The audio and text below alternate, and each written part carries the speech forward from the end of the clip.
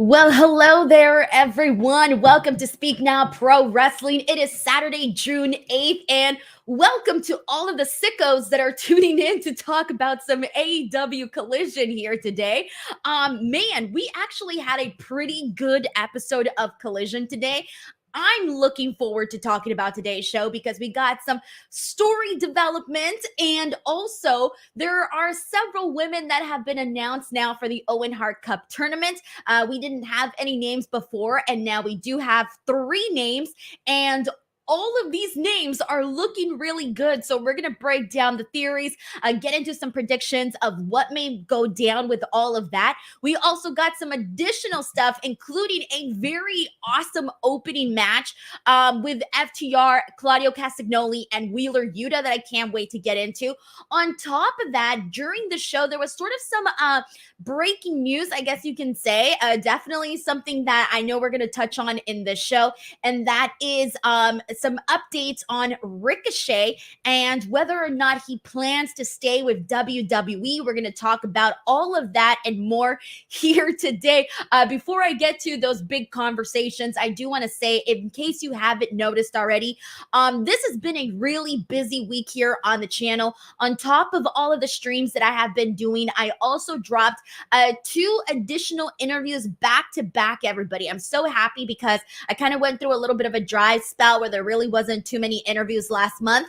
And so I kind of feel like I'm getting back into the groove of things. And so I dropped back to back interviews. One with Bianca Belair, which I love, by the way. It's my favorite interview that I've ever done with Bianca, and I've interviewed her multiple times now, but because I had a little bit more time with her, I was able to get a little bit more. We did a nice little 14-minute interview, and in this we were able to touch on the NXT women's division, Becky Lynch, her partnership with Jade Cargill. I felt like it was one of my favorite interviews in a long time, and considering that it was only 14 minutes, I was very, very proud of it.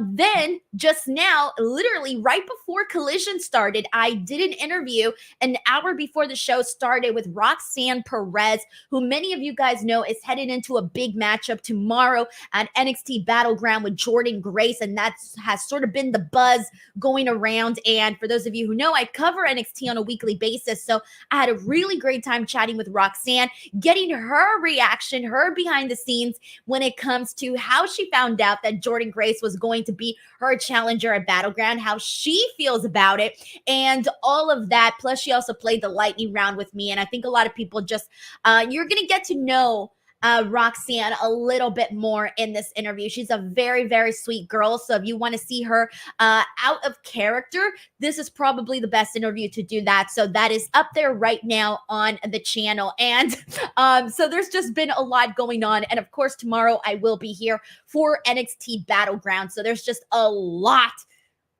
to get into. So I'm trying to decide where to begin, and I'm going to begin with some super chats. So let's see what the people here are saying. First and foremost, shout out to Sheldon Jackson for gifting 5 DWO memberships. Who's Sheldon, been watching all of your pictures and stories of your trip in LA. Very jealous. Even though I live here, you're just exploring a lot more than I am. So jealous on that end. Yes. We got Roberto Arsenal here who says Toni Storm just cost herself the title by entering Mariah into the Owen Cup. This Toni Mariah story has been my fave for the women's story ever in AEW. Dude, I'm going to post my reaction to that announcement later on Instagram because I ran out of time. But literally, the second she announced that Mariah May was going to be in the Owen, I'm like, oh my God, here we go, guys. I mean, we kind of already knew that the breakup was coming pretty soon, especially once Mina came into the picture, and we are going to see Toni Storm versus Mina at Forbidden Door. So I think we all already knew it was coming, but now, I mean, we can sort of foreshadow what we think may happen with that, and we'll break that down just a little bit more. Sheldon Jackson sends in a super generous super chat saying, I enjoyed the Hook and Samoa Joe beatdown of the premier athletes tonight. The ending with Shibata telling Sterling that there's no crying in wrestling via his phone was the chef's kiss to me. I'm looking forward to this faction. So right away, that's one of the things that I feel, one, felt different on this show, and 2, I saw that a lot of people really enjoyed this on Twitter because right away I was being tagged by people saying like, I liked what they did here. I liked what they did here. And I think that the reason why this was good was because it's super simple. They've been beefing with these guys, with the Premier Athlete. They had this whole little promo where Hook shot Tony Nese down, which was very funny. I think that was on Dynamite, if I remember correctly. And then all of a sudden, they beat the living shit out of them in the locker room. It's so simple. It's just an attack in the locker room, but it went so far because it made Hook and Samoa Joe look like badasses. And that's the kind of duo that we want to see, Hook and Samoa Joe, because we know what Samoa Joe is all about. And they've presented Hook in a really cool way as well. So I really do think that this little beatdown that they did in the locker room went above and beyond, and it just made them seem cool. And I honestly feel it's so ridiculous how simple it is to do something like that, yet how effective it was for the actual duo. And I feel like that's something I would actually like to see more of executed over on the Bloodline. I think that would be kind of fun if we saw more of those types of attacks with the new version of the Bloodline. Anyways, this is not a SmackDown post show, but because I was just talking about SmackDown this morning, that's why it's stuck in my head for right now. But anyways, so simple, yet so effective, and I'm digging what they're doing here with Hook and Samoa Joe, even though it's really just begun. But it doesn't feel forced, though, and I think that was the issue. When we had Hook and Chris Jericho, it didn't feel cool. It felt like Chris Jericho was trying too hard to bond with Hook, and it just didn't click. It wasn't natural. And this time it kind of feels like Samoa Joe is that cool uncle that freaking Hook just decided to bond with, and now they're hitting it off, and they found some mutual they have something in common between the both of them, and so now they're making that thing work. And so it just fits a little bit more, given also not only that, but hey, one of my favorite matches that we saw Samoa Joe in when he was AEW World Champion, believe it or not, was against Hook. I mean, we all remember that match with Hook and Samoa Joe. That was freaking awesome. So now we're sitting here going from what we saw with that match to now them working together. This is good stuff. And I like to see, I'm curious to see where the rest of this is heading. Of course, it's still going to include the learning tree. That's just what it is. But I do think that this is just a far better scenario that we're seeing here. Sheldon Jackson also says, also wanted to get your thoughts on the rumors that Ricochet is letting his WWE contract expire and leaving WWE this summer. Because if it's true, I can't wait to see him competing outside WWE again. All right, so I was waiting for this. So we're going to go ahead and get right into that, everybody, because that is pretty big news. And the way that I want to do this is I want to kind of, let me just pull up the article here on F4W so that I can make sure to read this verbatim. So this is directly from F4W right now. And they basically said that PW Insider first reported the news just a couple of hours ago that Ricochet is expected to be written out of storylines in advance of his contract ending, the date of which isn't publicly known yet. So we still don't know exactly when his contract is exactly up, but it's coming up. And on top of that, it's looking like he is not interested in resuming with WWE, but is instead looking to let his contract expire. So now instantly, the second that we all saw PW Insider report this, we're all thinking, oh smokes, Ricochet is going to AEW. Now, this is something that the second that Fightful had reported not too long ago, that Ricochet's contract was up, period. They had announced that. And immediately people were like, okay, is he going to go with AEW or is he going to stay with WWE? And they also announced, Chad Gable's contract was coming up. He was one of the people, and Natalya was another one. And I remember when Sean and I were doing the Raw post show, we were kind of going over some of the names of people whose contracts were coming up. And really the only person that kind of felt like they would jump ship was Ricochet. So now we get this additional report from PW Insider saying that he is planning on being done with WWE and looking like he's moving on to something else is pretty surprising, but not too surprising. So my first thought on this is, how do I say this? The grass is always greener on the other side. We are we're pretty soon going to get to a phase, and I guess you can say we're kind of in it already, but I think more so in the future, we are going to get to a place where we are going to see WWE and AEW talent go back and forth. They're going to jump around. I mean, we're going to see one person go from one brand to another, especially in the next couple of years. We're going to see people jump back and forth. And personally, to me, that's pretty exciting because that means that you're no longer going to, I mean, unless people want to stay in one company forever, the chances of seeing the same person in the same company, that especially when they get stale for like 10, 15 years, because there is no other option to go any other place and make that kind of money. I feel like those days are pretty much over, if not winding down already. So the fact that we have companies like AEW, this offers the opportunity for people that are no longer happy in WWE to go over to AEW and dip their toes in something new, right? And the same thing with AEW talent. You're seeing some AEW talent also, hey, you know what? I'm fed up and I'm going to go to WWE. Again, guys, the grass is always greener on the other side, and everybody has different stories, different reasons, different scenarios as to why they make the decisions that they do. And I think for the most part, the people that we've seen jump from AEW to WWE, we've all gotten it. We're like, okay, we understand. It really wasn't working out for them in AEW, so they went back to WWE. Cool. A recent example, Andrade was the first one that came into my head right now. Then you have now WWE talent jumping over to AEW, which you kind of saw a lot of, especially when AEW kind of first got started. You were seeing a lot of these big names jump over to AEW. Of course, some of the most notable ones being Jon Moxley, Bryan Danielson, Adam Cole. Those are just to name a few. Swerve Strickland. I mean, it's different scenarios for everybody. Don't get me wrong. Some people were released. Some people let their contract expire, whatever, right? But we are now in a place where we are going to be seeing more of this. And that to me makes things way more exciting. It's cool that there is that option.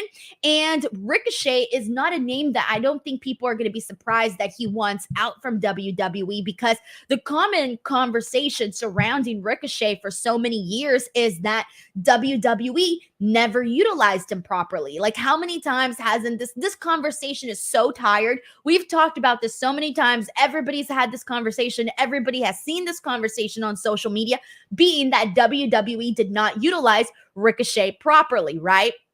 For such a long time, they kind of kept him in almost like a jobber tier, or just on the low mid card. Like, he was never really a top guy. And it really wasn't until recently, when he was in that program with Logan Paul, was one of the most high profile things he had done with the company. And even just like the last few months have probably been the best for Ricochet in WWE, which is kind of crazy to think that now he is headed out. And so, yeah, him going to AEW is now an even bigger possibility. And I do think that he is, I feel like it would be naive to think that he's not going to go to AEW if he's already planning his exit from WWE. Also, keep in mind that his, I think his fiance, I think they're engaged, him and Samantha. Yeah, they are engaged. Him and Samantha, I mean, Samantha is, the ring announcer in WWE. She's killing it. She's doing her thing. And the fact that he's willing to, not be in the same company as the person that he's with kind of goes to show that he's wanting to do different things with his career and expand differently. And again, you don't know what's been going through his mind all these last couple of years and how he felt in WWE, and maybe yearning and hoping for an opportunity like this. And guess what? Now it's here. And I know instantly right away when I shared that PW Insiders report on Twitter, right away people were like retweeting and commenting like matches that they want to see with Ricochet and other people, including, I'm already seeing, of course, Will Ospreay was like the first name that popped into so many people's minds. And Will Ospreay has spoken about how Ricochet is legitimately one of his favorites and one of his favorite wrestlers. And I think he just spoke about it with me too in our last interview that me and Will Ospreay did. Like, he's always bringing up Ricochet. And then another person mentioned Rey Fenix. So Ricochet's style definitely fits into AEW. However, there are a lot of guys in AEW that can do that style. So it doesn't, I said this during the Raj post show, it's not that I feel like they absolutely need Ricochet here, but it is going to be a cool addition to the roster, that's for sure. Because again, he can go with guys like Will Ospreay, Ray Phoenix, and then also your younger guys, Daniel Garcia, Wheeler Yuta, like Dante Martin. Like there's so many different people that Ricochet can work with. And no matter what, whenever you see someone jump from one promotion to another promotion, it's always going to get a reaction. It's always going to get a pop. And so that's sort of where I'm at with this whole Ricochet conversation. I do think that it is going to be it's going to be fun. It's going to be fun to see what he does. And I'm pretty sure he's probably going to end up in AEW. Like, that's honestly how I'm feeling about it.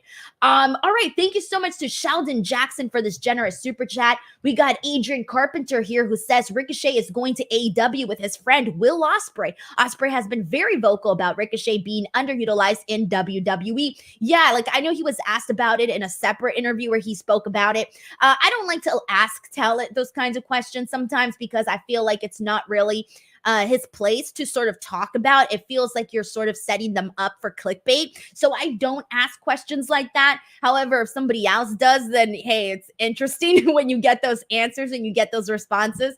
And Will Ospreay is definitely not a person to shy away from his opinions and how he feels about things. So I did like what he had to say, like how honest he was, how he felt about Ricochet, because again, Ricochet is somebody that he has been a fan of for such a long time. And we got Travis Lindsay here who says Willow, Orange Cassidy, Kris Statlander, Willow, Orange Cassidy, and Kyle O'Reilly in a trio I didn't know I wanted. Dude, I cannot wait to talk about the Willow, Kris Statlander stuff today. That's some of my favorite stuff they're doing on AEW. The women's division is cooking, guys. It's starting to cook. Mr. Team Bring It 123 says CM Punk's Collision over current Collision. Yeah, I've been a fan of CM Punk's Collision for a long time. I've spoken about that. God, I feel like I was just talking about that last week, how there's so much that I missed from CM Punk's Collision on this Collision. But still, this particular Collision that we're talking about this week was good. Oh, hey, we got 554K in the house. Brendan, who I haven't seen in a while. What's up, dude? Says, not a bad show tonight. Also, how have you been? I've been good. I'm recovering from dental surgery that I had on Thursday, and I've been working nonstop, but I'm on the painkillers, so I am getting by. Getting by is the best way to put it. Will Chisholm says that Dustin promo sounds like a Cody promo if he was in AEW. I liked that we got a Dustin promo today. Thank you so much to Rolling Thunder 420 for this kind super chat. We got Big Hero Chris who says Ricochet versus Will Ospreay will feed nations. I love that, man. Yes. And when you, like, I can already see it. I mean, God, Tony Khan was just talking about how he's out there booking for the sickos. That, my friend, is a match for the sickos. Rolling Thunder 420 says, Denise, what's your reaction if Chad Gable told Maxine to grab the rope? What do you mean, grab the rope? What do you mean by grab the rope? Rolling Thunder 420, thank you so much for the super chat. Steven Marchulli says Ricochet will be a loss. However, Ricky Starks would be a very good pickup. Dude, I'm still wondering when the hell we're going to see Ricky Starks go to WWE. I don't like to be that person that's like, oh, this person to totally be in this company. It's fun to, to talk about that stuff. I ain't going to act like I don't. I have a whole video about it here on my channel. But Ricky Starks really is somebody that I can't imagine them dropping the ball with Ricky Starks in WWE because, first of all, he's definitely needed, especially if they were to put him on NXT. That would be huge. I do think Ricky Starks is a main roster talent. I do think NXT would be a step down for Ricky Starks, but because we do need him on NXT, I would say put him there, but not really because I do want to see him on Raw or SmackDown. But again, I don't know what's going on with Ricky Starks right now. Chris Ludek says, I don't think that Ricochet would stand out too much in AEW and would get lost there. A lot of mid-card guys have seen the grass isn't always greener. Yeah, that's kind of exactly what I was sort of alluding to when I said that they don't necessarily need Ricochet. For example, if this was Drew McIntyre, I would be like, dude, that would be a game changer for AEW, right? If it was Seth Rollins, game changer for AEW. Becky Lynch, game changer for AEW. With Ricochet, it's like, yeah, that's cool. You're going to get these good matches, but is it necessarily a game changer? Not necessarily, because again, there's a bunch of guys that can wrestle a similar style to Ricochet, if not different or whatever. You know, you do have a younger roster of guys that can do the flippy, like Reg likes to say, the spot foo stuff. You have those people on that roster. You have your Dante Martins, your Action Andretti's, so many others that I'm not even naming right now. You have them on the roster. But again, there is an opportunity to get these reactions, and no matter what, any jump to any company, especially between AEW and WWE specifically, is going to get a reaction. We got Sheldon Jackson here who says, don't forget to give the cameraman credit for filming the Hook and Samoa Joe beat down Shibata. I hope Ricochet gets a chance to become a world champion. Dude, Shibata is freaking hilarious, man, with his little phone comments. First, when he said that Samoa Joe was too large to wear florals. Leonard Aarons III says, excited to see Ricochet potentially head for AEW. Thank you so much to Leonard Aarons III. Gerard, I think I got it. We have this issue every time. He says, if Tony Khan can't get a streaming deal for Ring of Honor from Warner Brothers Discovery, I believe Amazon Prime would be a great separate substitute. So when it comes to that, man, I really just want to see AEW on a streaming service. When I interviewed Tony Khan in January, we spoke about this, and I asked him about, the whole, the recent deal that was coming up with ESPN and whether or not we would see something there. Would we see something with this new streaming service?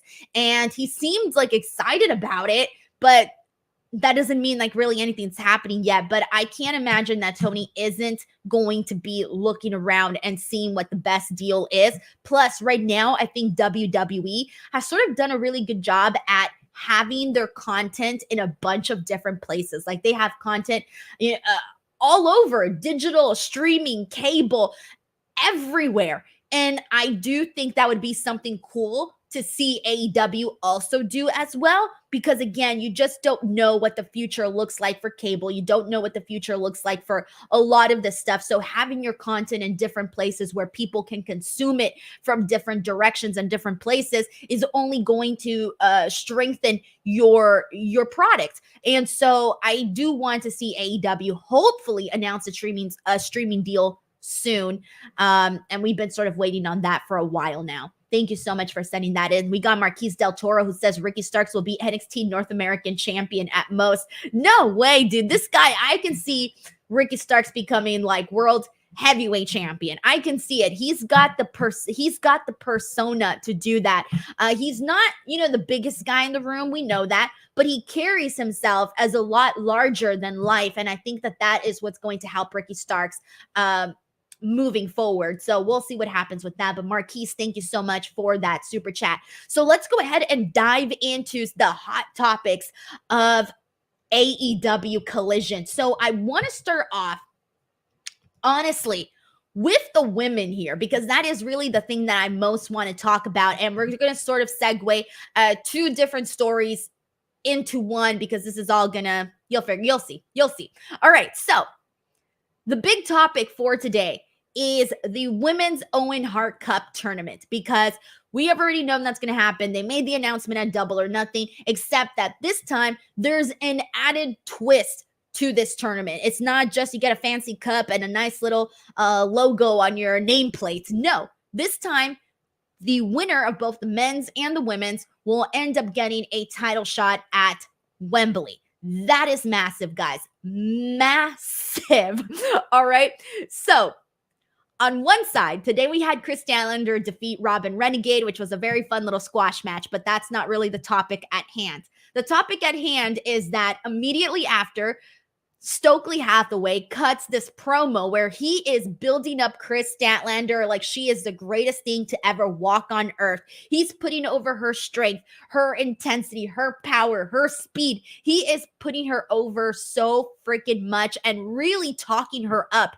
And then he closes it off by saying that Kris Statlander is going to be the first woman to be the first woman to ever hold the TBS championship and the AEW Women's World Championship on AEW, because she is entering into the Owen Hart Cup.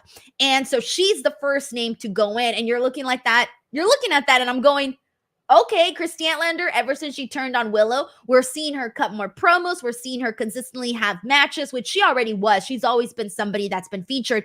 But now they're starting to build her up as more of a machine on the show. She's more of an ass kicker now than she was before. At least that's how it feels like they've been presenting her. Cool. All right. Kris Statlander is in.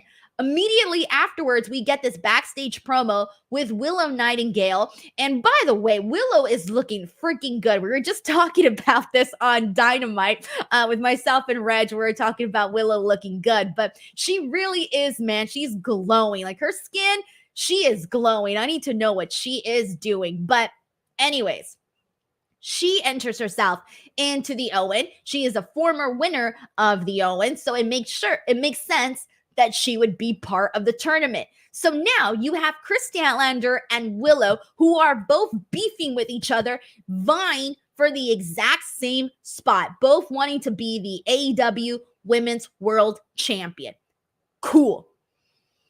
All right. Oh, and both former holders of the TBS championship. So whoever wins will, and if they do end up whether it's Kris or Willow who ends up winning the AEW Women's World Championship, like they would be the first one to hold both titles, which is very freaking cool. Anyways, that's one side of it. The other side of this is we had Toni Storm in an awesome match with Lady Frost, I may add. I just want to give really quickly some flowers to Lady Frost, because Lady Frost is someone that, again, she's not with AEW. She's kind of all over the place and she's, kicking butt. She's in Mexico. She's everywhere. Lady Frost, to me, is somebody that she is so fun to watch her wrestle. Because she has that acrobatic gymnastics background, she can do cool shit. And I feel like she gave Toni Storm a very different match. I feel like a lot of the matches we've been seeing with Toni Storm have sort of been very similar. There hasn't been a match that has really stood out to me. Her match with Serena Deeb was good, but it didn't, it's not a match that I'm going to remember for the next couple of years. And I'm not saying this one is either, but this one definitely stood out to me a whole lot more than what we saw there. So this match was fun for me. Like it felt fresh to see her in there with Toni Storm and having this kind of a match, because it was just fun, man. It was really, really fun. And so anyways, Toni Storm gets her victory. Cool. But what happened afterwards is she sort of has this bonding moment with Mariah May. And Mariah and her have this, like, I don't even know what their relationship is. Like, I don't even know what to call it. It's like a friendship, mentorship, with a little bit of, actually don't know what is the female version of a bromance? What is the female, wait, hold on. I'm not thinking of this properly. What's the female version of a bromance? Or does it still count? Can I have a bromance with another woman? What's the, I mean, because I have bros. A bro could be a woman. So you can technically have a bromance, a woman. Okay, whatever. I'm thinking about this way too much. Whatever. They're having a bromance, mentorship. Here we go. Nick Blue says a situationship, a sisterhood. All right, a sisterhood. Cool. Apprentice. Whatever. You guys know. You've seen it on TV. Anyways, they're having this moment, and Toni Storm is telling Mariah how she loves her. And for a second, I thought we were about to see some HLA action, guys. I was ready for it. I was like, all right, here we go. Like, so something's about to happen here. I really thought we were about to see a Trish Stratus, Mickie James kind of a moment, but we did not. Instead, she tells her that she loves her, and because of that, she wants her to have everything, and that everything includes her going into the Owen. And now Mariah May is in the Women's Owen Hart Cup tournament. So instantly, I think everybody here was like, oh no, this may be the moment that Toni Storm will go on to regret. Because I think if Mariah May wins, that means we would have Mariah May versus Toni Storm. And then what? Then what happens? I mean, Toni Storm is so aloof and she's, crazy. So she might not see it. I don't think she's seen it. That's her character. So it works so perfectly to have Toni Storm be all like, the way she is. And so there's a very great chance that Mariah May could take this entire thing, guys. And we could end up seeing Toni Storm, Mariah May at All In. And so the second she announced that, I just thought, oh shit, here we go. This is the beginning of the end of this situationship. And someone earlier mentioned it's their favorite women's story in AEW. It's mine too, aside from the Kris Statlander, Willow, Mercedes stuff that they just did. But damn, this is the beginning of the end for Toni Storm and Mariah May. This is it, guys. This was good stuff, though. I'm excited for the Owen, and right now the stories that are being made, like there's only 3 people in it so far, and there's already 2 stories. There's already 2 stories with the 3 people that they've just announced so far. So I feel like this is starting to look very nice. I like the stories we're seeing. All right, so we do got a super chat here from Leonard Aarons III, who says, it's going to be insane to have the G1 and the Owen running at the same time with similar stakes for both. This will be a loaded field for both sides with a title match at Wembley on the line. Yeah, I mean, I already have my picks, guys. I'm going to be real. I have my picks already. Now, for the men's side on Dynamite, they just announced, Brian himself announced that he was going to be in the Owen because he's been losing everything. He's about to be done with his full-time in-ring career. So I want to see Bryan Danielson win the Owen and go on to face, I'm assuming, Swerve at All In. Like, that's what I want to see. I want to see Bryan Danielson get the win. For the women, just based off of the 3 people that we have announced so far, I feel like it's got to be Mariah May. It's got to be Mariah May so that we have that explosion moment between her and Toni Storm. And I think they can tell a really fun story there. So I already got my picks, man. They're set in stone for me. I mean, unless they announce, I don't know, God's entering the competition, I already got my picks set in stone here. So I'm feeling pretty good about them. And I'm feeling pretty excited about the tournament. And again, we don't even have that many guys. There's only 1 announced so far. So we'll see.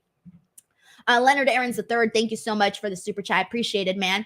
All right, so let's go ahead and continue on and get into some other topics. That was really the big topic, but let's talk about some other stuff that went down on Collision. So the other one that we had was the opening match. And if you did not watch Collision, go out of your way to watch this match, everyone. I know that people are always asking, what should they go out of their way to watch?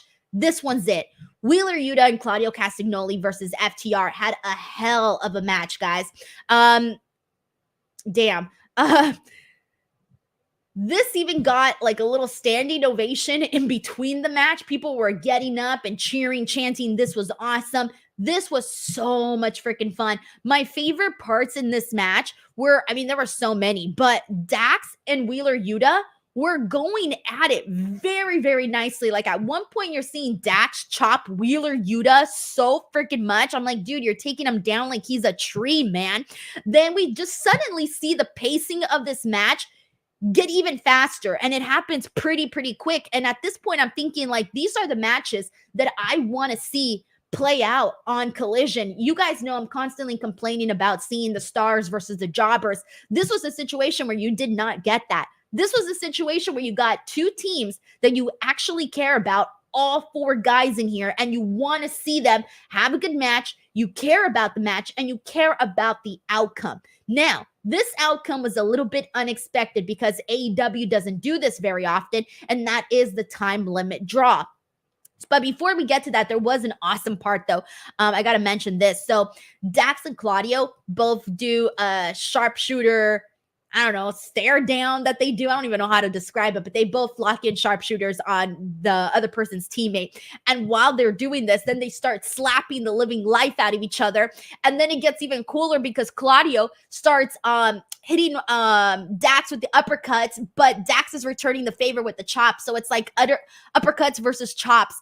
It was very fun to watch is what I'm trying to get at. But Claudio had a submission locked in. It looked like he was about to win the match, but time limit is up. And so match is over. And I will give AEW credit on this. I think they did a really good job of sort of calming the fans down, because this is what they did. With the time limit draw, the fans, they started booing, right? Because we're like, dude, we're getting an awesome match and we're not going to get a finish. And AEW fans, we love finishes. We want to see finishes. We don't like none of this. Like, if they do a time limit draw, it's not always something people like to see clean finishes. People like to see actual winners. That's just the thing that people like.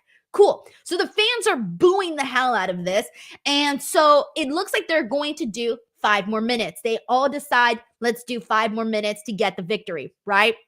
Brandon Cutler comes out with the world's longest beard. I mean, his beard goes lower than my hair right now. That's how long this man's beard was. And he's holding a contract that says that this match was only for 20 minutes, and he's representing the Elite, and 20 minutes is not 25. So what do?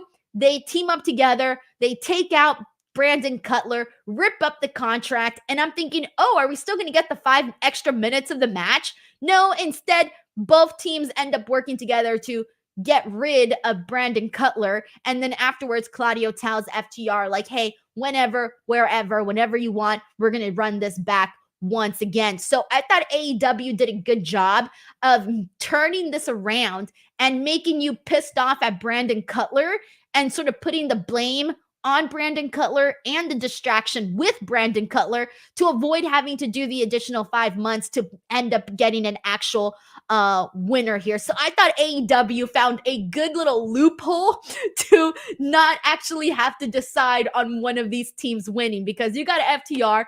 Like, FTR is FTR, right? Like, they're always going to be a favorite on AEW for all of the work that they've done, but they really haven't had like the best year. It's just been like a pretty mid-year so far. So they can really afford too much of a loss. And then Wheeler Yuta just came back. Him and Claudio Castagnoli. Claudio's always going out there and having good matches. Let's not forget the awesome match that he had with Swerve Strickland a couple weeks ago on Collision.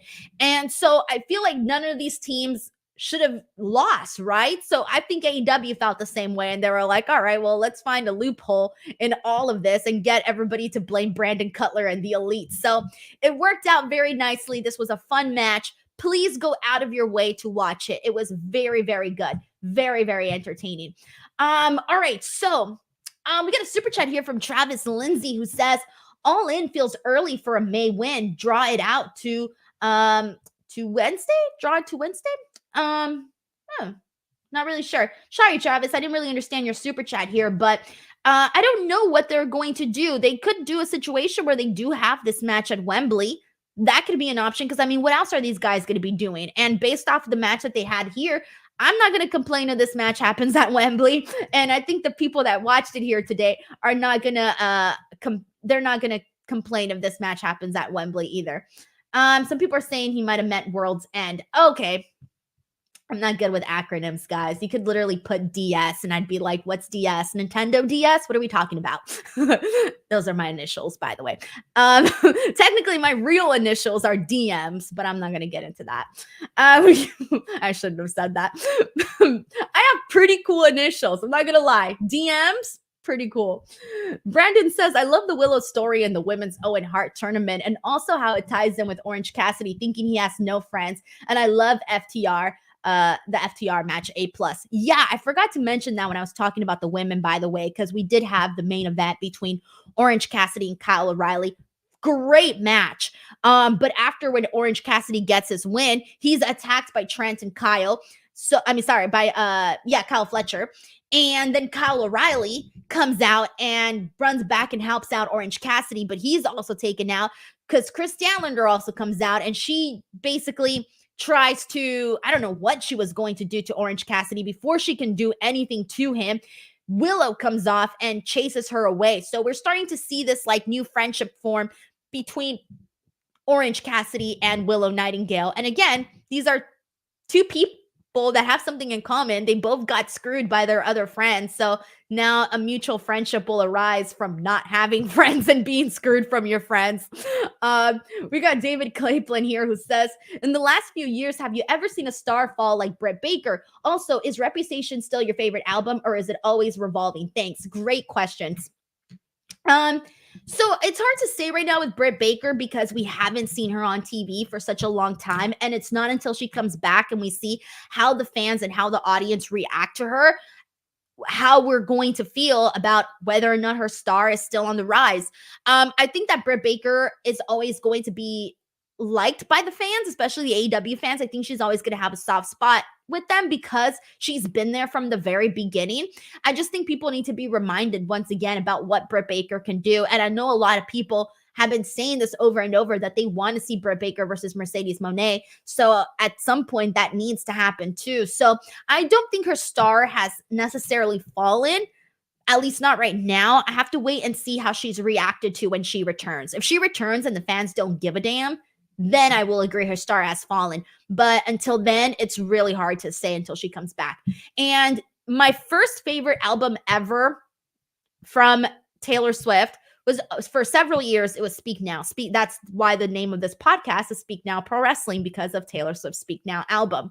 And Taylor Swift wrote Speak Now all by herself. And when I started hosting Speak Now Pro Wrestling on F4W, I was hosting that show all by myself. So whatever, I'm not going to get into the similarities, but Speak Now always held a very, very soft place in my heart because it was my favorite album for years. Reputation came out, and then I replaced Speak Now with Reputation because Reputation was my favorite album. And Reputation is still my favorite album. I haven't listened to it in the longest time because I'm still waiting for Reputation Taylor's version to come out. She hasn't dropped Reputation Taylor's version, so I haven't listened to Reputation in a very long time because I refuse to give anybody that is not Taylor Swift money, and I support Taylor and Taylor's versions albums. I stopped listening to all the non-Taylor Swift, to all the non-Taylor's versions albums. So because of that, it's been forever since I've listened to Reputation, and it hurts. It literally physically hurts to not be able to listen to my favorite album. So right now I have primarily been listening to the Tortured Poets department. And then I recently went back and have been re-listening again to Folklore and Evermore because I do love those albums too. I've also come to realize that some of my favorite Taylor Swift albums are all the ones that are in black and white, like Reputation, Folklore, and the Tortured Poets department are literally my soul. I can't explain it. But anyways, I can't wait till Taylor's version for Reputation comes out because then I can go back and listen to my favorite album once again. Whew, that was a lot. David, thank you so much for the super chat. All right, so there's a couple more things we needed to get into in Collision. Not too much left, and then that's pretty much it. We had a match between Dustin Rhodes and Johnny TV. The big thing that came out of this is we had a promo from Dustin Rhodes where he's calling out Jack Perry for what he did to Tony Khan. It's then announced that he is going to be in a qualifier match with Jack Perry on Dynamite to determine who will go on to that ladder match to become TNT champion. I love this promo from Dustin. I thought it was very, very good. And I legitimately bought that he was upset and disgusted by Jack Perry's actions towards his boss, Tony Khan. So that was perfectly fine. We also had a Scorpio Sky promo. I feel like he's sporadically on the show every now and then. Like we see him, then they don't bring him back. Then we see him, and then they don't bring him back. Teasing a heel promo. He felt like a heel in this. He's talking about being a people's hero. We'll see where this goes. I hope it's something good. I think he's probably in a phase where he has to sort of reinvent himself. And so we'll see what they do at Scorpio Sky there. We also had Daniel Garcia defeat Tate Mayfair in a singles match, which was good. And then, we already talked about the Samoa Joe hook beatdown. So we talked about that backstage beatdown on the Premier Athletes. And I think that's pretty much it, everybody. Next week for Dynamite, we're going to have Dustin versus Jack Perry, as I mentioned, for the TNT qualifier. Roosh is going to be in action. TV time with Chris Jericho. And of course, the big match everyone's looking forward to, Will Ospreay versus Rey Fenix.